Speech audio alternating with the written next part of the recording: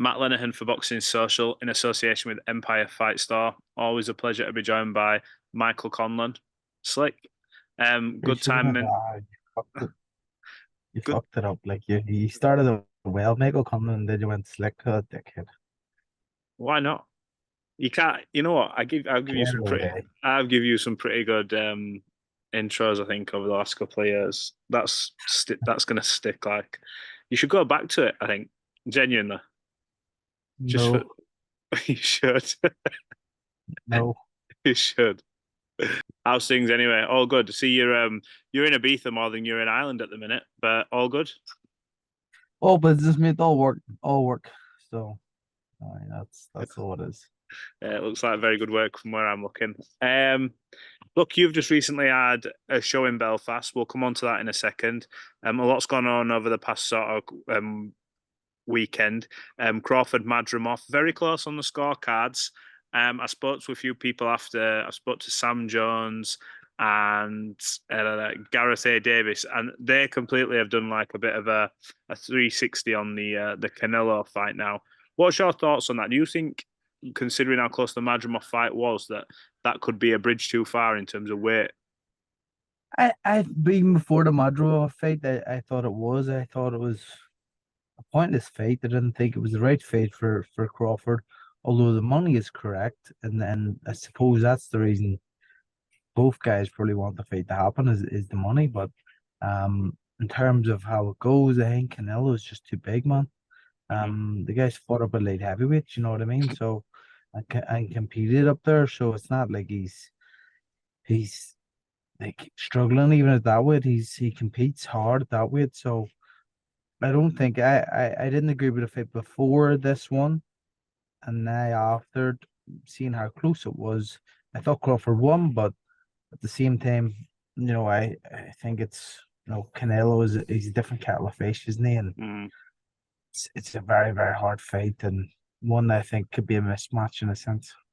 One sort of said this in a few times, but as one door sort of closes, and I think His Excellency has come out today and said that that fight might not be of interest anymore. But when you look at the opponents available for Terence Crawford, I know he's moved up one weight class, but for me, would you say you'd be interested in seeing him and a Jaron Boots Ennis clash for the hardcores? That's really is like the fight to make. Yeah, yeah, definitely. I think it's an unbelievable fight, and you know, Boots has all the ability to beat Crawford. He's unbelievable, a fantastic talent, and much younger also. So, um, it's a great fight, very interesting fight. Um, and a one I think is the kind of fight for both of them to be made. But if it wasn't that, I would like to see him fight Charlo. Yeah, the Charlo fight. Yeah, I like the Charlo fight.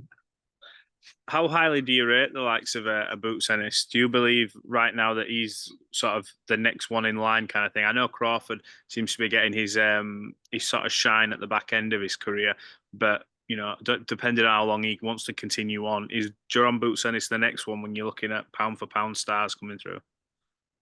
I think so. Just look at the talent the guy has and how fluid he is in everything he does when he's in the ring. He's not just an unbelievable fighter, but he's a disruptive fighter who takes people apart, breaks them down, and stops them and knocks them out. So, um, I definitely think he's a future pound for pound number one. Mm. Shakur Stevenson, um, talks of Gervonta Davis. For me, I honestly think outside of the big heavyweight fights, that's the fight to make in boxing. Yeah. Huge fight. Obviously, former top ranked stablemate of yours in Shakur. Have you played a bit of Warzone with Shakur? Have I heard that right? Have I? I have. Yeah, Ryan were telling me about that. Have you? First off, what's he like at Warzone? Is he better than you? He's actually decent. Um, I don't know if he's better than me, but he's decent. He's very, very good Uh, actually. so he's better than you then. In terms of the fight with Shakur, I mean, with Gervonta, is that is that the fight right now to make in terms of you? And you look at the trajectory of both careers over there. Gervonta is he's done a lot. He does a lot of pay per view buys. Does a lot of good numbers. Shakur, obviously, with the names on the resume in terms of like an Oscar Valdez coming through. And do you think that's the right fight to make? And how would you see that fight playing out? Yeah, I hope it's not one of those fights that just takes too long to get made and then goes past the sell-by date, and that's what I think could happen. But if it does happen this year, fantastic. It's the typical boxer versus puncher, and both guys can obviously box and both guys can punch, but each one of them does the other one better. So, you got Gervonta is definitely the bigger puncher, but Shakur obviously punches hard enough to get respect from people and hurt people. And Shakur, in my opinion, is the better boxer.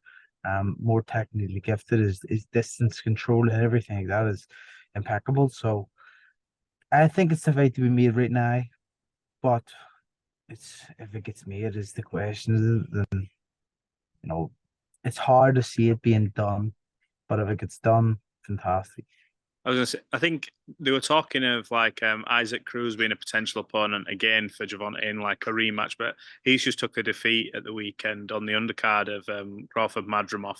Shakur was linked with William Zepeda, which by the way I think is a terrific fight. That William Zepeda, I've never seen volume punching like it, if I'm honest. In Yeah, terms of he's a problem for anybody. The pit is a problem for anybody. The guy just throws non-stop, is strong, and just has great stamina. So, um, he's not going to give Shakur any time. He's going to be on him. He's willing to take a few shots to get one. So, that's an interesting fight. Whether that gets done is another question again. So, yeah, it's hard to see if Shakur tries to hold out for Gervonta, will Gervonta make and then take a different make him wait and then take a different fight? I can see that happening. I can see. I'm quite hopeful November time from things that we've seen sort of happening and no definite. So I think the times it's like strike while the iron's hot kind of thing. Boxing's in a good place at the minute. I think November time, hopefully when you see them rumors, they come to fruition kind of thing.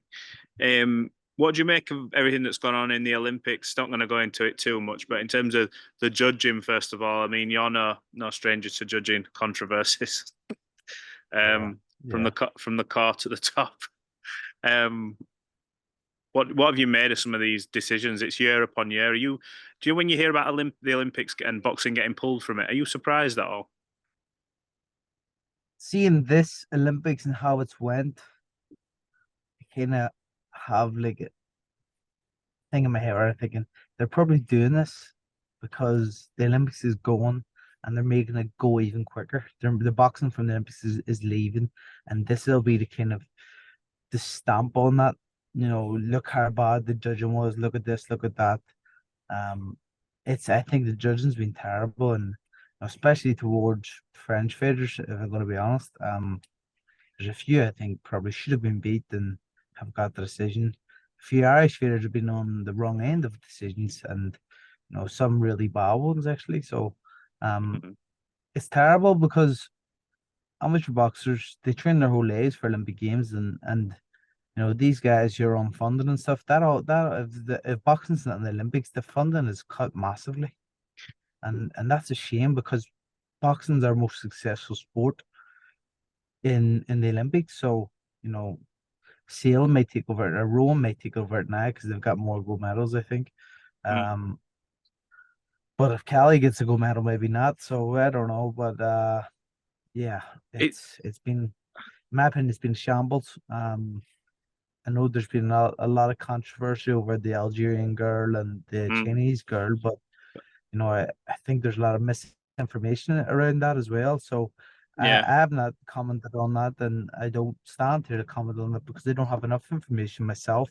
Um, yeah, but if that the girl apparently is a girl, and if that's the case, get your lawyer ready because you can just sue a lot of people here for just talking so much shit and yeah. disrespecting you and putting and tarnishing your name. I think what happened, I'd seen, I think when I'd spoke to Eddie about it, there was articles come out about the previous tournaments where they'd been pulled for failing gender eligibility and for the elevated testosterone. So when I was always putting the question, it was always from that point of view. Look, they've been previously pulled for this. What's your thoughts on them being in? And to be fair, everyone who I'd spoke to had always said, look, at the end of the day, we don't know enough about it, but man should fight man, woman should fight women. And that's the end of it. And I think, Yeah, I agree. I agree on that. I don't stand against that quote, and that's 100% true. A man should fight a man, a woman should fight a woman, and you know. But if these two girls are actual women fighting and have higher testosterone levels, what is the reason? What's the purpose of these fighting if their testosterone levels are higher than everybody else's? Has there been doping involved or anything like that? I don't think there has, but are they born naturally more testosterone? Should that be allowed? Women's boxing's so young I, that there's not enough kind of information and documentation on this stuff to mm, make a decision, I suppose. And I think this could be a catalyst for that going forward. I hope that there is some further information that comes out about this, which either clears it up or answers just answers further questions. But look, moving away from that, yourself, obviously, we spoke a few times. You're having a nice long period out the ring, probably your longest break in how long you've been doing it? 25 years in and out the ring, My and whole life, yeah. My whole you've life, yeah. but you've been this break, has it done you the world of good in a sense? I know you're not doing the running anymore, and that took a lot of time, but you've managed to have these sort of like break periods, spend a lot of time with family. Has that done your mindset and everything like that the world of good in preparation for coming back? Yeah, mate, it has. It has. It's been needed, just a complete switch off from the game. And it's as I said, I've been in this game since I'm 7 years of age, so 25 years. Um, a long, long time. And to have the break, it's been nice. And now I kind of feel rejuvenated to be coming back, and I'm looking forward to it. Yeah. I'm still stuck between two coaches, and no decisions being made. Hmm. But that decision needs to be made within the next month at least. Yeah. At most, sorry, most. 100%. Just quickly, we'll touch on your show that was in Belfast recently at the SSE. We had Lewis over there for the return of Tyrone McKenna and a few good young stars on the card for the future and a few shocks on the card as well. What did you make of it when you'd obviously seen it?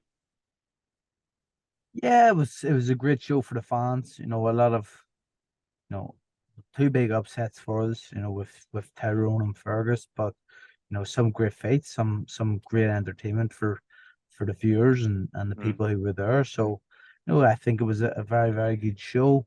A hard one for us as management and promotional company. Um, so yeah, I thought it was a good show. I was devastated for our guys, Tyrone and Fergus, and then I was delighted for the guys coming up and the guys on the card who are making debuts. Fantastic. Is that sort of a double-edged sword with you guys as promoters now? The fact that you as fans and boxers, we talked about all them other fights earlier in the interview, and you're like, let's see these big fights, but you've got to manage it, haven't you? And you're wanting to put exciting fights on for the fans, but it comes with a price of, if the closer the fight is, the more 50-50s you have the chance that one of your guys who you're backing gets beat. Yeah, but that's the game, isn't it? That's the game of boxing, and the guys Fergus and Tyrone called for that fight. He wanted that fight, and Fergus, in my opinion, he's ready for that type of opposition, and just get caught, and that's all it was. It's boxing; these things happen. Don't you dare question in my car. Um, but yeah, it's boxing; these things happen. So that's just how it goes sometimes. Not every day is a good day, and Mm-hmm. I suppose you just got to take them on the chin at times. 100%. Look, I'll leave you be. Thanks for giving us a little bit of a catch up there. Look forward to hearing news about your future and what's going on training wise. But I'm sure that'll all come to the surface in the next few weeks. And yeah, we'll catch up soon, bud. Good man, take care, mate.